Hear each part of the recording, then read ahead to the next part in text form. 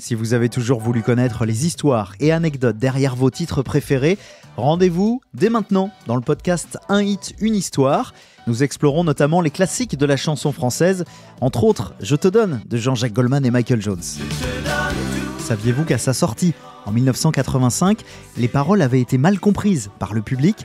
Je vous explique tout et bien d'autres indiscrétions autour de ce morceau dans le podcast Un hit, une histoire, disponible sur toutes les applications d'écoute. À tout de suite.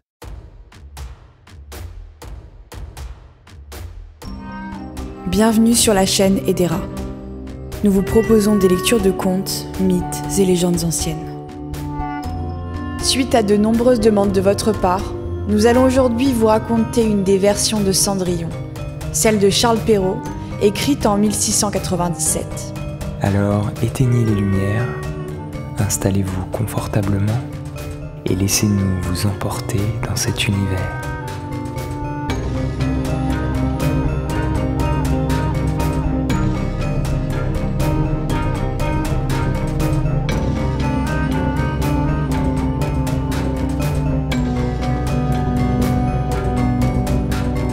Pour une meilleure immersion, je vous conseille d'écouter cette histoire munie d'un casque ou d'écouteurs.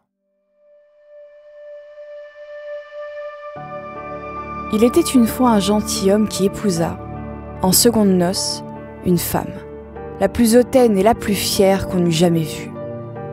Elle avait 2 filles de son humeur, qui lui ressemblaient en toutes choses. Le mari avait, de son côté, une jeune fille, mais d'une douceur et d'une bonté sans exemple. Elle tenait cela de sa mère, qui était la meilleure personne du monde. Les noces ne furent pas plus tôt faites que la belle-mère fit éclater sa mauvaise humeur. Elle ne put souffrir les bonnes qualités de cette jeune enfant, qui rendait ses filles encore plus haïssables. Elle la chargea des plus viles occupations de la maison. C'était elle qui nettoyait la vaisselle et les montées, qui frottait la chambre de madame et celle de mademoiselle ses filles. Elle couchait tout en haut de la maison, dans un grenier, sur une méchante paillasse, pendant que ses sœurs étaient dans des chambres parquetées, où elles avaient des lits des plus à la mode et des miroirs où elles se voyaient depuis les pieds jusqu'à la tête. La pauvre fille souffrait tout avec patience et n'osait s'en plaindre à son père, qui l'aurait grondée, parce que sa femme le gouvernait entièrement. Lorsqu'elle avait fait son ouvrage, elle s'allait mettre au coin de la cheminée et s'asseoir dans les cendres, ce qui faisait qu'on l'appelait communément dans le logis Cendrillon. Cependant Cendrillon, avec ses méchants habits, ne laissait pas d'être 100 fois plus digne que ses sœurs, quoique vêtue très magnifiquement. Il arriva que le fils du roi donna un bal, et qu'il en pria toutes les personnes de qualité. Nos 2 demoiselles en furent aussi priées, car elles faisaient grande figure dans le pays. Les voilà bien aises et bien occupées à choisir les habits et les coiffures qui leur siraient le mieux. Nouvelle peine pour Cendrillon, car c'était elle qui repassait le linge de ses sœurs et qui gaudronnait leurs manchettes. On ne parlait que de la manière dont on s'habillerait. « Moi, je mettrai mon habit de velours rouge et ma garniture d'Angleterre, » dit l'aînée. « Moi, je n'aurai que ma jupe ordinaire, mais en récompense, je mettrai mon manteau à fleurs d'or et ma barrière de diamants, qui n'est pas des plus indifférentes. » On envoya acquérir la bonne coiffeuse pour dresser les cornettes à 2 rangs, et on fit acheter des mouches de la bonne faiseuse. Elles appelèrent Cendrillon pour lui demander son avis, car elle avait le bon goût. Cendrillon les conseilla le mieux du monde et s'offrit même à les coiffer, ce qu'elles voulurent bien. En les coiffant, elle lui disait « Cendrillon, serais-tu bien aise d'aller au bal ?»« Hélas, mesdemoiselles, vous vous moquez de moi. Ce n'est pas là ce qu'il me faut. »« Tu as raison, on rirait bien si on voyait un Cendrillon aller au bal. » Une autre que Cendrillon les aurait coiffées de travers, mais elle était bonne et les coiffa parfaitement bien. Elles furent près de 2 jours sans manger, tant elles étaient transportées de joie. On rompit plus de 12 lacets, à force de les serrer pour leur rendre la taille plus menue, et elles étaient toujours devant le miroir. Enfin l'heureux jour arriva, on partit, et Cendrillon les suivit des yeux, le plus longtemps qu'elle put. Lorsqu'elle ne les vit plus, elle se mit à pleurer.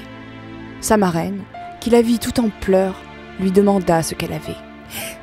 « Je Je voudrais bien. » Elle pleurait si fort qu'elle ne put achever.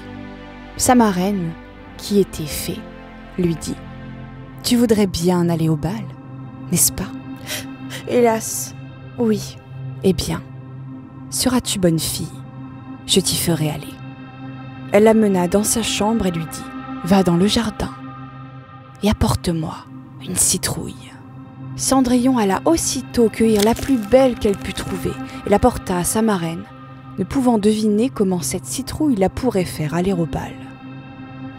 Sa marraine la creusa et, n'ayant laissé que l'écorce, la frappa de sa baguette et la citrouille fut aussitôt changée en un beau carrosse tout doré.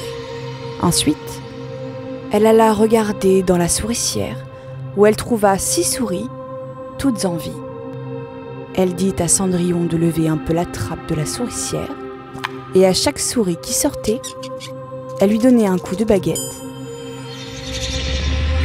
Et la souris était aussitôt changée en un beau cheval, ce qui fit un bel attelage de 6 chevaux d'un beau gris de souris pommelées. Comme elle était en peine de quoi elle ferait un cocher, « Je vais voir s'il n'y a pas de rat dans la ratière. Nous en ferons un cocher. »« Oh, tu as raison. Va voir. » Cendrillon lui apporta la ratière où il y avait 3 gros rats. La fée en prit un d'entre les 3 à cause de sa maîtresse Barbe et l'ayant touché, il fut changé en un gros cocher qui avait une des plus belles moustaches qu'on ait jamais vues. Ensuite elle lui dit: « Va dans le jardin. Tu y trouveras 6 lézards derrière l'arrosoir. Apporte-les-moi. » Elle ne les eut pas plus tôt apportés que sa marraine les changea en 6 laquais qui montèrent aussitôt derrière le carrosse avec leurs habits chamarrés et qui s'y tenaient attachés comme s'ils n'eussent fait autre chose de toute leur vie. La fée dit alors à Cendrillon: « Eh bien, voilà de quoi aller au bal.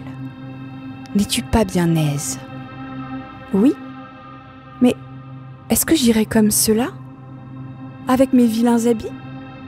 Sa marraine ne fit que la toucher avec sa baguette, et en même temps, ses habits furent changés en des habits d'or et d'argent, tout chamarrés de pierreries. Elle lui donna ensuite une paire de pantoufles de verre, les plus jolies du monde.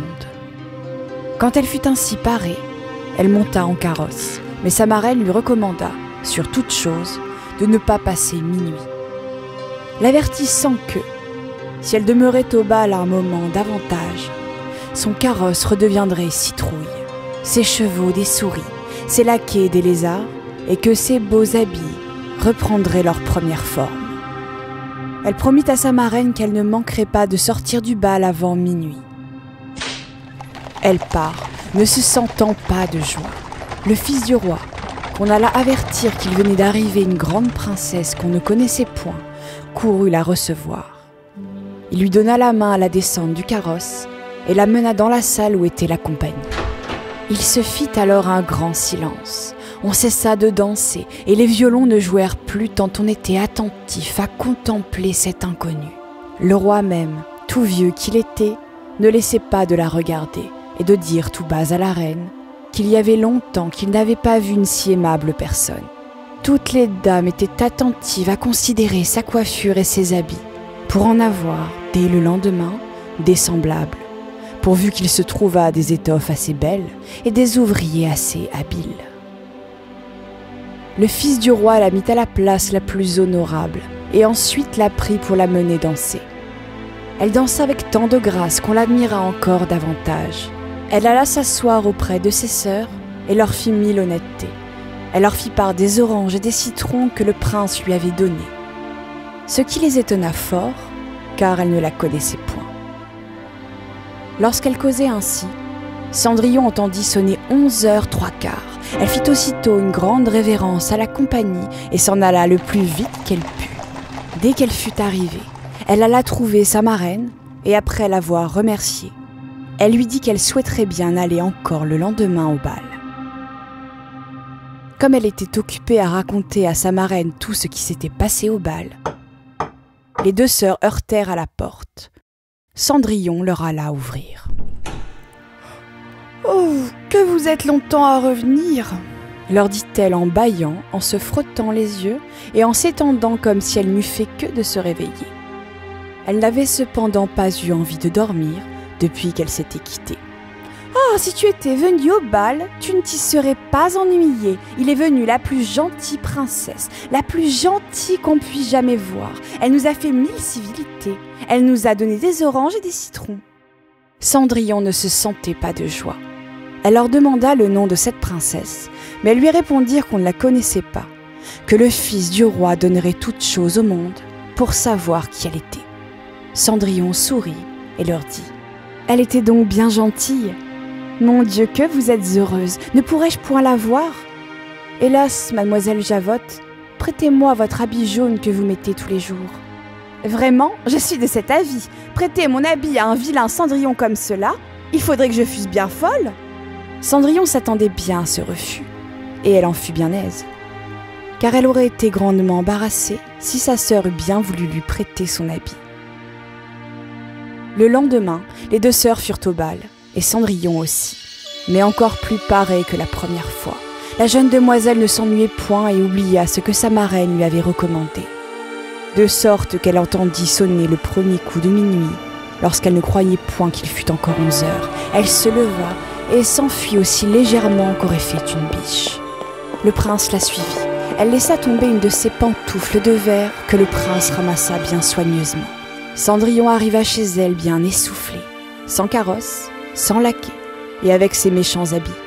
Rien ne lui était resté de sa magnificence qu'une de ses petites pantoufles, la pareille de celle qu'elle avait laissée tomber.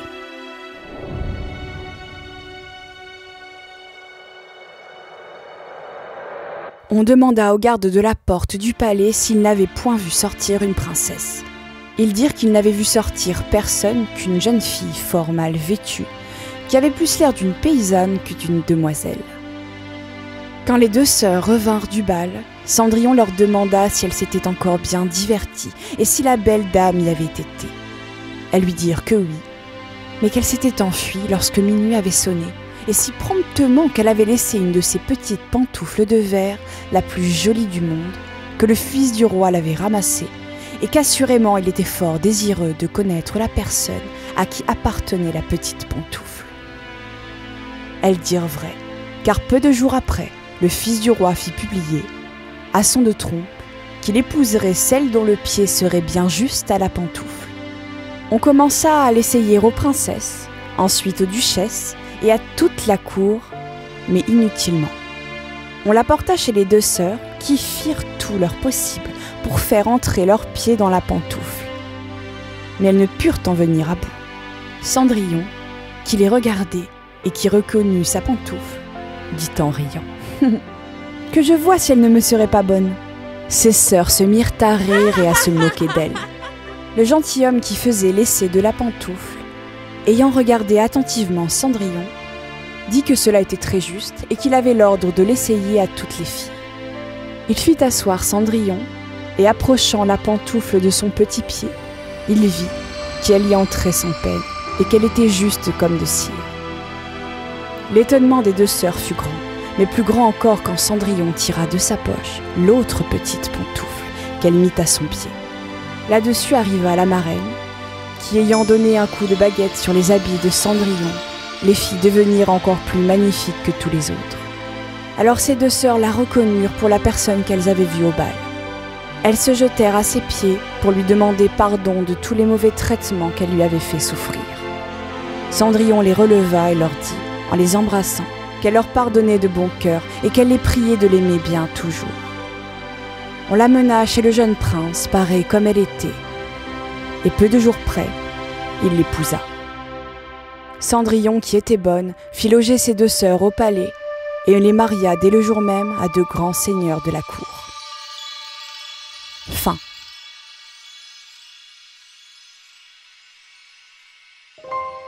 Merci pour votre écoute. Si ce podcast vous plaît, n'hésitez pas à vous abonner et à le partager autour de vous.